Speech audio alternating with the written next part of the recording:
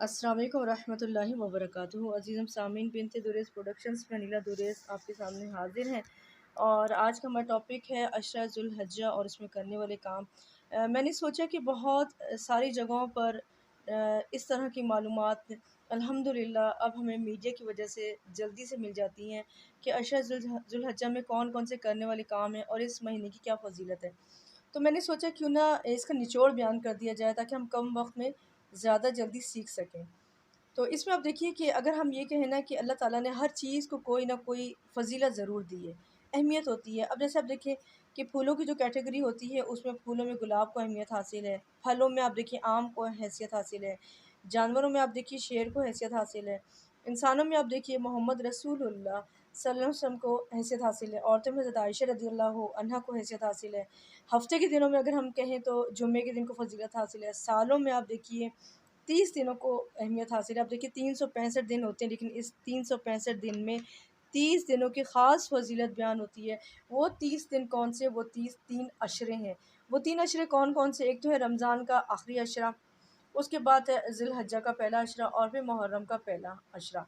तो अगर हम इसमें देखें इनकी थोड़ा-सा इनके बारे में अगर हम जानने की कोशिश करें, तो ये जो 2 अशरे हैं ना, ज़ुल्हज्जा का और मुहर्रम का, इसका ताल्लुक़ हम हुर्मत वाले महीनों से भी है। ज़ुल्हज्जा का महीना और बाकी जो हमारे अशरे हैं, उसके मुकाबले में ज़्यादा अहमियत इसलिए रखता है क्योंकि अहादीस में हमें इसकी ये फ़ज़ीलत बयान हुई है।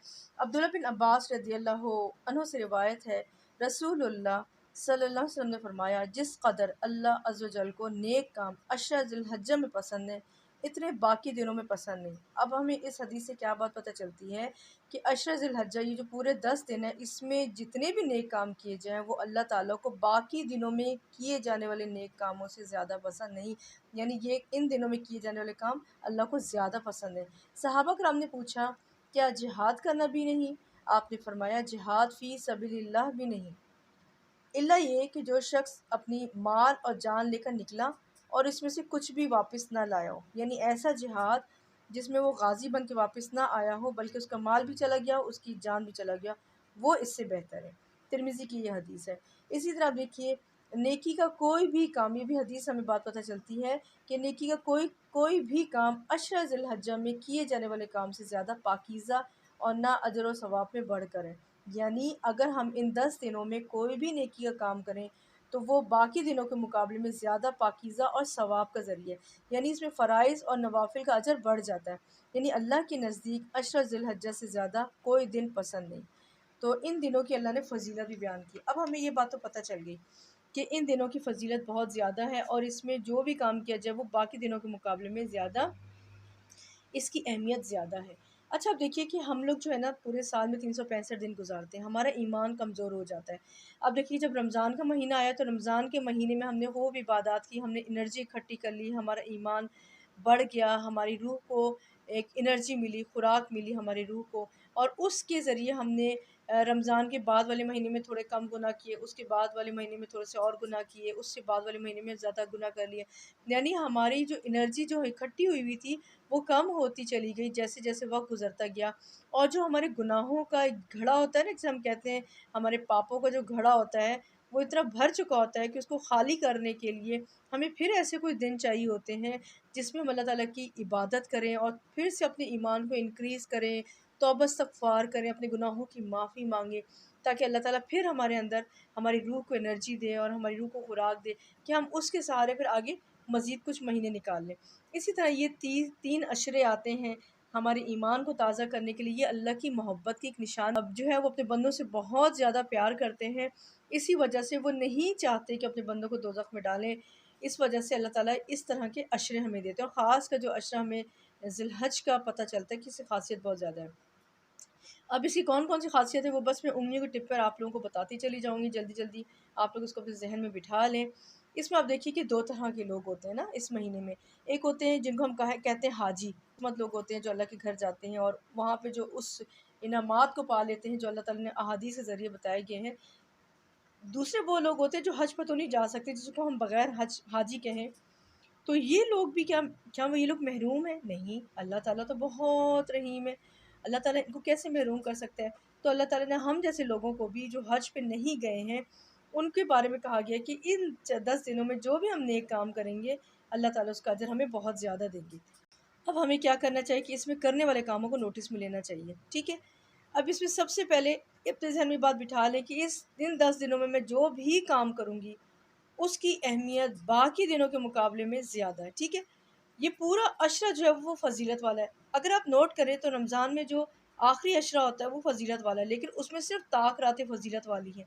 लेकिन ये पूरे के पूरे 10 दिन जो है, ये अशरा जो है ज़िलहज्जा का, ये पूरे का पूरा 10 दिन हमें अल्लाह ताला ने, जिसे कहते हैं ना नेकियों के पूरे के 10 दिन में सेल लगी हुई है, तो ये 10 दिन अशरा अहमियत वाला है। इस अशरे में सबसे अहम दिन जो आता है वो 9 ज़िलहज का है, ठीक है। अब इस 9 ज़िलहज में बहुत सारे काम हुए। एक काम सबसे पहले ये हुआ कि इस दिन ऐलान किया गया हज्जतुल विदा के दिन हमारे प्यारे रसूल ने कि आज अल्लाह ताला ने तुम्हें जो गिफ्ट दे दिया, तुम्हारे दीन को मुकम्मल कर दिया। तो हमें खुशखबरी मिली कि आज अल्लाह ने हमारे लिए हमारे दीन को मुकम्मल कर दिया। इसके बाद ना कोई नबी आएगा, ना कोई पैगम्बर आएगा, ना कोई आयत आएगी, ना कोई हुक्म आएगा। आज दीन तुम्हारे गिफ्ट के तौर पे तुम्हारा दीन तुम्हारा मुकम्मल हो गया। दूसरा 9 ज़िलहज को जो अहमियत रखता है वो है ये यौम अरफ़ा का दिन होता है। यौम अरफ़ा इसको क्यों कहा जाता है? क्योंकि अरफ़ात के मैदान में हाजी वहाँ पे वुकू करते हैं, खुतबा सुनते हैं, उसको यौम अरफ़ा कहा जाता है। इस दिन जो है अब 2 तरह के काम होते हैं। हाजी जो है खुतबा सुनते हैं, ठीक है? लेकिन जो गैर हाजी होते हैं वो क्या करते हैं? वो रोज़ा रखते हैं, ठीक है? और इस रोज़े की इतनी ज़्यादा फ़ज़ीलत है कि पिछले और आइंदा 1 साल के गुनाहों का कफ़ारा है। यानी जो पिछले हम माज़ी में गुनाह कर चुके हैं, सोचें, हम सब सोचें, कौन-कौन से गुनाह हैं, कितने लोगों की ग़ीबतें की, कितने लोगों का हक़ खाया, कितने लोगों को गालियाँ दी, कितने लोगों को तंग किया, कितनी नमाज़ें कज़ा की, कितनी नमाज़ें वक़्त पे नहीं पढ़ी, कितनी हम बेनमाज़ी रहे, जो कुछ गलतियाँ सबको याद करें और रोज़ा रख के रोएँ, गिड़गिड़ाएँ, अल्लाह मेरे सारे गुनाह जो माज़ी में हो चुके हैं मुझे माफ़ कर दिए। अल्लाह की कितनी बड़ी ब्लेसिंग है, होप दिलाता है हमारे दीन। गैर मुस्लिम जो हैं उनके पास होप नहीं होती तो वो खुदकुशी कर लेते। लेकिन अल्हम्दुलिल्लाह बड़े से बड़े गुनाह भी अत्ताइबु मिनज़ ज़ंबि कमन ला ज़ंब लहू, तौबा करने वाला ऐसे जैसे उसने गलती की ही नहीं। तो क्या करें? तौबा कर लें, सच्ची तौबा करें रोज़ा रख के, ताकि पिछले भी गुनाह माफ़ हो जाए और आइंदा भी ऐसे गुनाह जो लाशऊर में इंसान है ना, कमज़ोर है, हो सकते हैं, उसकी भी एडवांस में माफ़ी माँग लें। कितनी ज़बरदस्त बात है ना। अच्छा, अब इसमें एक चीज़ और जो आता है वो यौम नहर। यौम नहर 10 ज़ुल्हज होता है। इसमें भी आप देखिए 2 तरह के लोग होते हैं। एक वो हाजी होते हैं जो वहाँ पर कुर्बानी देते हैं, ठीक है? लेकिन जो वो लोग जो गैर हाजी होते हैं, हज तो नहीं करने जाते, लेकिन उसमें भी 2 किस्म के लोग होते हैं। एक वो लोग होते हैं जो साहिब इस्तात होते हैं और वो कुर्बानी करते हैं। अब आप देखिए इसमें भी अल्लाह ताला की मोहब्बत आप देख लें हमारे लिए, कि वो लोग जिनकी जेब में पैसा नहीं, कुर्बानी नहीं दे सकते, उनको भी अल्लाह ने महरूम नहीं किया। क्या ज़बरदस्त हमारा रब है। अल्लाह ताला ने अहादीस हमें बात पता चलती है कि जो कुर्बानी की इस्तात नहीं रखता, वो अशरा ज़िलहज शुरू होने से पहले, यानी महीना शुरू होने से पहले अपने नाख़ून, बाल, ज़ेरे नाक बाल, इसकी जो सफाई करनी कर ले, ठीक है? और इन 10 दिनों में गैर जिसने कुर्बानी नहीं देनी वो भी इन 10 दिनों में ना अपने बाल काटे, मूँछों के बाल कटवाए, ना अपने नाख़ून काटे, ना ज़ेरे नाक बाल साफ़ करे, और जिस दिन 10 ज़िलहज हो, कुर्बानी का दिन हो, उस दिन फिर वो अपने बाल साफ़ कर ले और नाख़ून काट ले, उसको भी उतना ही अजर मिलेगा जितना कुर्बानी करने वाले को अजर मिलता है। वाह! ज़बरदस्त। फिर आप देखिए ये इसमें एक और ब्लेसिंग अल्लाह ताला की क्या है, अगर सिर्फ़ ये होता कि भाई कुर्बानी करें, अपने-अपने घरों में और जाके सो जाएँ, तक़सीम करें गोश्त और जाके सो जाएँ। अगर ऐसा होता तो हम इस 10 ज़िलहज को एन्जॉय नहीं कर सकते थे ना। अल्लाह ताला की कितनी बड़ी ब्लेसिंग है कि अल्लाह ताला ने इस दिन को हमारे लिए खुशी का दिन बनाया कि अब तुम कुर्बानी करो, गरीबों को अपनी इस कुर्बानी में शामिल करो, और जितने अहकाम हैं कुर्बानी के वो हमें जानना चाहिए, पता होना चाहिए।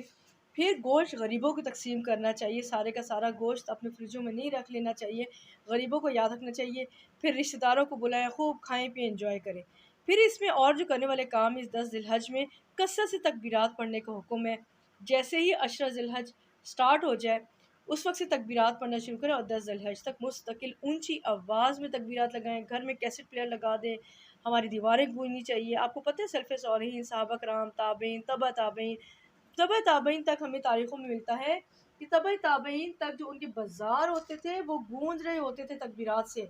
सहाबा कराम जिसमें आप देखें हज़रत अबू हुरैरा रज़ियल्लाहु अन्हु का ख़ास हमें नाम मिलता है, हज़रत अब्दुल्लाह बिन उमर रज़ियल्लाहु अन्हु का नाम मिलता है कि वो बाज़ारों में निकल जाते तो ऊँची-ऊँची आवाज़ से तकबीरात पढ़ते थे।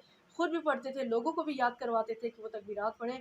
तो इस सुन्नत को ज़िंदा करना है, हमारे बाज़ारों में तकबीरात ख़त्म हो चुकी हैं। अब हमें ख़ुद भी ऊंची आवाज़ में कैसे तकबीरात लगानी ताकि लोगों को भी याद रहे कि तकबीरात पढ़नी है, ख़ुद भी तकबीरात पढ़नी है और दूसरों को, अपने घर वालों को भी पढ़ानी है, बच्चों को भी पढ़वानी है। और तकबीरात में अहम ज़िक्र क्या है? तहलील, तकबीर और तहमीद। और कई अहादीस से तस्बीह का ज़िक्र भी आता है कि हमारे पेरेंट्स तस्बीह भी करते थे। ठीक है, अच्छा। अब मैंने जैसे आपको शुरू में बताया कि ये हुर्मतों वाला महीना है। हुर्मतों वाले महीने में इसको हुर्मत वाला महीना क्यों कहा जाता है? क्योंकि इसमें कुछ चीज़ों की हुर्मतों का ज़िक्र है ना।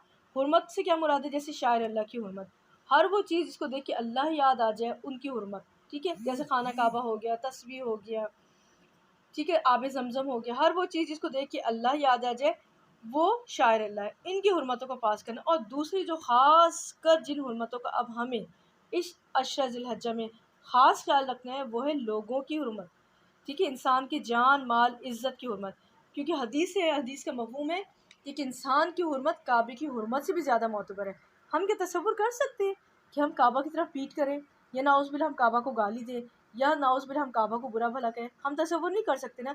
लेकिन अफ़सोस की बात, एक मोमिन की इज़्ज़त, माल और जान को हम अपने लिए हलाल समझते हैं। बल्कि हमें वो पता चलता है कि फ़ितनों के दौर में क्या होगा कि इंसान सुबह काफ़िर होकर शाम को मोमिन होगा, और बाज़ दफ़ा शाम को काफ़िर होगा, सुबह मोमिन होगा। सहाबा किराम ने जब इसकी वज़ाहत पूछी तो आपने फरमाया कि सुबह वो अपने भाइयों की जान, माल और इज़्ज़त की हुर्मत रखेगा, लेकिन शाम को क्या करेगा कि अपने उसी भाई की जान, माल और इज़्ज़त को पामाल करेगा। तो ये हुर्मतों की पामाली जो है वो मना है इस्लाम में। तो एक मोमिन की हुर्मत काबे की हुर्मत से भी ज़्यादा मोतबर है। अब मोमिन की हुर्मत क्या है? सबसे पहले उसे ग़ीबत ना की जाए। ठीक है, और ग़ीबत करने में के बारे में आता है कि आप देखिए, ग़ीबत की मिसाल हम यूँ लें, जैसे हमने एक नेकियों का गड़ा बनाया है, जैसे गुल्लक होता है ना पैसे डालने वाला, हमने उसको ऊपर से बंद किया हुआ है और पैसे ऊपर डालते जाते हैं। ठीक है, अब जब बहुत मुश्किल वक़्त पड़े, उस वक़्त हमें एक उम्मीद होती है कि वो गुल्लक मौजूद है, उसमें मेरे पास लाखों के हिसाब से पैसा मौजूद है, जब मुझे ज़रूरत पड़ेगी मैं उसको तोड़ूँगी और मैं जाके उसमें से पैसे निकाल लूँगी। ठीक है, अब जब बहुत शदीद कोई परेशानी पड़ गई और इंसान जल्दी-जल्दी घर आता है इस उम्मीद के साथ कि कोई परेशान होने की ज़रूरत नहीं है, मैं गुल्लक तोड़ूँगी ना पैसे निकलेंगे और मैं अपनी परेशानी दूर करूँगी। और जब वो गुल्लक वो तोड़ेगा और पता चला कि उसमें तो कुछ भी नहीं निकला, जब उसने गौर से देखा तो उसके पेंदे में सुराख़ है। अब वो हैरान कि मैं तो एक उम्मीद के साथ इसमें पैसे डालता चला जा रहा था और यहाँ मुझे क्या पता था कि ये सुराख़ नीचे से हुआ है और वो पैसे जो ऊपर से डालता जा रहा था वो नीचे से निकलते जा रहे थे और वो मेरे किसी काम के नहीं, मुझे मिले ही नहीं वो पैसे। तो नेकियों की मिसाल भी ऐसी ही होती है कि हम नेकियां करते जाते हैं, लेकिन जब हम ग़ीबत करते हैं तो वो उस पेंदे में सुराख़ की मानिंद होती है जिसमें हम ऊपर से अपनी नेकियां डालते जाते हैं और वो जो ग़ीबत का जो सुराख़ होता है उसमें से वो नेकियां निकलती चली जाती हैं। और जब हश्र के मैदान में हम अल्लाह के सामने खड़े होंगे और उस वक़्त जब हमें नेकियों की ज़रूरत पड़ेगी तो पता चलेगा कि हमारी नेकियां तो या तो हमारी औलाद खा गई या वो लोग खा गए जिनकी हमने ग़ीबतें की थी, और हम वो सारी नेकियां ख़त्म कर बैठे और उस वक़्त खाली हाथ के सिवा हमें कुछ नहीं मिलेगा। लिहाजा अब हमें मौका मिल गया है, यौम अरफ़ा के दिन रोज़े रख के खूब अल्लाह से माफ़ी मांगें, अपनी गलतियों का अज़ाला करें, जिन लोगों की ग़ीबतें की हैं उनके लिए कसरत से दुआ करें, उनके साथ अच्छा करें। और करने वाले अब काम क्या हैं? अब हमें इस अशरा में हमें वाज़ेह तौर पे पता चल गया कि इस अशरा में किए जाने वाला हर नेक काम, इस अशरा में किए जाने वाले हर नेक काम का अजर जो है दूसरे दिनों में किए जाने वाले दिन से ज़्यादा है। अब नेक काम कौन-कौन से हैं? सबसे पहले तो हमने तकबीरात पढ़नी है। ठीक है, कसरत से तकबीरात, उठते बैठते चलते फिरते, वुज़ू में, बग़ैर वुज़ू के हैं, पाक है, नापाक है, किसी भी हालत में ज़बान पाक होती है, तकबीरात कसरत से पढ़ें। ठीक है, दूसरी बात ये कि अपनी गलतियों का अज़ाला करें, कि करना क्या है कि जितनी हुर्मतों को पामाल किए ना, उन हुर्मतों का अज़ाला करना है कि जो हमारे वो रिश्तेदार जो हमसे बुग़्ज़ रखते हैं उनके साथ भी उसने सलूक करना है। ठीक है, ताकि अल्लाह ताला हमें माफ़ करे। फिर हमने कुर्बानी अगर नहीं भी करनी तब भी हमने अपने बालों को, हाथ नाखूनों को नहीं तरशवाना। ठीक है, और कुर्बानी जब हम करें तो फिर हमें उस कुर्ब को भी याद रखना, जो इब्राहीम और इस्माइल अलैहिस्सलाम की जो फर्माबरदारी थी उसको भी याद रखना था, क्योंकि फर्माबरदारी की वजह से अल्लाह ताला ने उनका ज़िक्र उनके जाने के बाद भी ता क़यामत तक ज़िंदा रखा है। लिहाजा हमें हर नेक काम अल्लाह के कुर्ब के लिए करना है ताकि हमारे मरने के बाद भी हमारे नेक काम या हमारा ज़िक्र खैर अल्लाह ताला नस्लों में बाकी रखे। ठीक है, तो कुर्ब का क्या तसव्वुर है, उस कुर्बानी का क्या तसव्वुर है, वो अपने बच्चों को भी बताना है और हमें अपने अंदर भी लेकर आना है। ठीक है, फिर आप देखिए एक चीज़ जो और ज़रूरी है करने वाले कामों में से ये है कि बाज़ारों की शॉपिंग वगैरह छोड़ दें, क्योंकि ये दिन बड़े इंपॉर्टेंट है। इसमें बाज़ारों में जाके अपना वक्त ना बर्बाद करें और वालिदैन के साथ हुस्न सलूक करें। हमारे हुस्न सलूक के सबसे ज़्यादा जो मुस्तहिक है वो हमारे वालिदैन हैं। उनसे माफ़ी मांग लें, अगर उनके साथ कोई कोताही की हुई है, कोई गलती की हुई है, तो उनसे खूब माफ़ी मांग लें ताकि वो हमें माफ़ कर दें। और क्योंकि अगर वालिदैन की नाफरमानी के साथ इस दुनिया में चले गए तो फिर अल्लाह हमें माफ़ नहीं करेगा। हुकूक अल्लाह माफ़ है, हुकूकुल इबाद माफ़ नहीं। फिर नाराज़ रिश्तेदारों को राज़ी कर लें। और उससे पहले एक और ज़रूरी चीज़ ये है कि इसमें सबसे ज़्यादा जो नेक काम जिसकी अहमियत सबसे ज़्यादा है वो है कुरान। कुरान कसरत से पढ़ें, उसका फ़हम हासिल करें, इन 10 दिनों में कुछ आयतों को याद कर लें और कोशिश करें कि अगर हम इन 10 दिनों में पूरा कुरान ख़त्म कर सकते हैं, उसको पढ़ सकते हैं, तो पूरे कुरान की तिलावत कर डालें। पारों को तक़सीम कर लें, जैसे 3 दिनों में हम 10 पारे पढ़ें, फिर 3 दिनों 10 पारे पढ़ें, इस तरह करके कोशिश करें कि पूरा कुरान जो इन दिनों में पढ़ लें। फिर कुरान की कुछ आयतों की तफ़सीर भी पढ़ें, उसको जानने की कोशिश करें। फिर जो इस नेकी का और काम बहुत सारे, अगर मैं यहाँ बताना शुरू करूँ तो बहुत टाइम निकल जाएगा। इस वक्त जो बड़ी अशद ज़रूरत है वो पानी है। इतनी शदीद इस वक्त जो मौसम है उसमें पानी की बहुत कमी हो चुकी है। और गांव देहातों में अगर आप देखें तो कुएं का पानी नीचे उतर चुका है। तो पानी का अगर इंतज़ाम कर सकते हैं तो वो ज़रूर करें। फिर जो सबसे बड़ी नेकी वो है हुस्न इखलाक, अपने इखलाक अच्छा रखना, किसी को ताना नहीं देना। बल्कि वो एक हदीस का मफ़हूम है कि अगर कोई कोई कोई तुम्हें तुम्हारे गुनाह पर आर दिलाए और तुम भी उसकी कोई गलती जानते हो तो तुम उसको आर न दिलाना। क्यों? तुम उसको क्यों आर न दिलाना, तुम उसको ताना ना देना, क्योंकि उसकी गलती का बवाल खुद उसी पर है, खुद अल्लाह ताला उससे पूछ लेगा। तो इसीलिए अल्लाह ताला से दुआ है कि अल्लाह ताला हमें अच्छे काम करने की तौफ़ीक दे। अब देखिए नेक काम बहुत सारे, मैं अगर लिस्ट बयान करूँ, अब देखिए पड़ोसियों के साथ हुस्न सलूक है, फिर हमारे शौहर सबसे ज़्यादा हुस्न सलूक है तो हमारे शौहर मुस्तहिक हैं। क्या हमें हदीसों से क्या बात पता चलती है कि अगर अल्लाह के अलावा किसी और को सजदे की इजाज़त होती तो अल्लाह के रसूल ने क्या फ़रमाया कि मैं कहता कि तुम अपने बीवियाँ जो है वो अपने शौहरों को सजदा करें। लेकिन अफ़सोस की बात, इस वक्त हमने अपनी शौहरों की इज़्ज़त को भी अपने लिए हलाल समझा हुआ है। ऊँची आवाज़ से उनसे बात करते हैं, बदतमीज़ी करते हैं, नाफ़रमानी करते हैं, उसको भी अज़ाला करना है। इन 10 दिनों में उनसे माफ़ी मांगनी है, उनके साथ हुस्न सलूक करना है। जितने भी हम कोताहियाँ अपने फ़राइज़ में कर चुके हैं उसको ठीक कर, फिर इन 10 दिनों में कोशिश करें कि इन 10 के 10 दिनों में रोज़ा रखें। वैसे तो 9 ज़िलहज के रोज़े का ज़िक्र है, लेकिन सुन्नत ये है कि हमारे प्यारे रसूल हमेशा जोड़े की शक्ल में रोज़ा रखते थे। जैसे 8 और 9 मुहर्रम का रोज़ा रखते थे, 9 या 10 मुहर्रम का रोज़ा रखते थे। इसी तरह हमें 8 और 9 ज़िलहज का रोज़ा रखना है। बहुत ही अच्छा कर सकते हैं तो पूरे ज़िलहज की यानी पूरे अशरे का रोज़ा रख लें। इंशाअल्लाह अल्लाह ताला हमें इससे इसका अजर अता करेंगे। बस एक दफ़ा मज़ीद रिव्यू कर देती हूँ जल्दी कि इन दिनों में हमारे करने वाले काम क्या हैं। सबसे पहले ज़हनी तौर पर तैयारी करनी है कि जितने भी हमारे वो चीज़ें जिससे हमारा वक्त ज़ाया होता है उनसे हमने परहेज़ करनी है। मोबाइल फ़ोन की साइड पर कर दें, बाज़ारों की शॉपिंग छोड़ दें। मिलना-जुलना जो है वो इस अशर से पहले ही जिससे बहुत अर्जेंट मुलाकातें करनी है, जैसे वालिदैन हो गए या कोई और बीमार है, किसी की इयादत करनी तो जाके उनसे इयादत करके आ जाएँ। ये सारे काम ख़त्म करें। अशर ज़िलहज्जा में घर के अंदर रहें, खूब इबादत करें। इबादत में क्या चीज़ सबसे पहले आती है? तकबीरात कसरत से पढ़ें, नेक अमाल कसरत से करें, जिसमें कुरान पाक की तिलावत है, हुस्न सलूक करें, अपनी गलतियों का इज़ाला करें, 9 ज़िलहज का रोज़ा रखें ताकि पिछले और अगले गुनाहों का कफ़ारा हो जाए। 10 यौम नहर वाले दिन कुर्बानी करें। कुर्बानी नहीं कर सकते तो उससे पहले क्या तैयारी करनी है कि अपने नाखून और बाल नहीं काटने। 10 ज़िलहज को फिर अपने नाखून और बाल काट लें ताकि अल्लाह ताला हमें भी कुर्बानी का अजर दे। और इसी तरह खूब ईद उल अज़हा में कुर्बानी का गोश्त जो है वो मिस्कीनों तक पहुँचाएँ। इंजॉय करें इस दिन और अपने भाइयों को, रिश्तेदारों को इस दिन याद रखें और अल्लाह ताला हमें कसरत से नेक अमल करने की तौफ़ीक नसीब फरमाए। सुब्हानकल्लाहुम्मा व बिहम्दिका अशहदु अल्ला इलाहा इल्ला अंता अस्तगफिरुका व अतूबु इलैक। अस्सलामु अलैकुम व रहमतुल्लाहि व बरकातुहू।